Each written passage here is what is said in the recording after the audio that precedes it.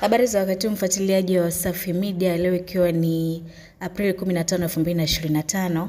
Habari ambazo zimetufikia hivi punde ni kuhusiana na mwanadada Carolina Hawa maarufu kwa jina la Karina, ambaye alikuwa akitibiwa nchini India, amefariki dunia. Nafikiri wengi mtakuwa mnamfahamu mwanadada huyu ambaye ameanza kuumwa muda mrefu akisumbuliwa na maradhi ya tumbo, na katika harakati za kutibiwa alifanywa operation nyingi sana ambazo nyingi hazikuzaa matunda, na hatimaye alipelekwa nchini India kwa ajili ya matibabu zaidi, na huko alifanywa operation nyingine na tuliamini huenda ikawa ni ya mwisho. Sasa taarifa za awali zinaeleza kuwa Karina alitarajiwa kurejea Tanzania leo baada ya kufanywa upasuaji mkubwa kutibu tatizo la tumbo lililokuwa likimsumbua kwa muda mrefu, lakini hatimaye taarifa ambazo zimefika ni kwamba amefariki dunia. Mimi nikusihi tu mfuatiliaji wa Wasafi Media, endelea kuwa karibu na peji zetu za Wasafi FM, Wasafi TV pamoja na YouTube Wasafi Media. Tutakujuza kiundani kuhusiana na msiba huu. Tunatoa pole kwa ndugu jamaa na marafiki wa Karina.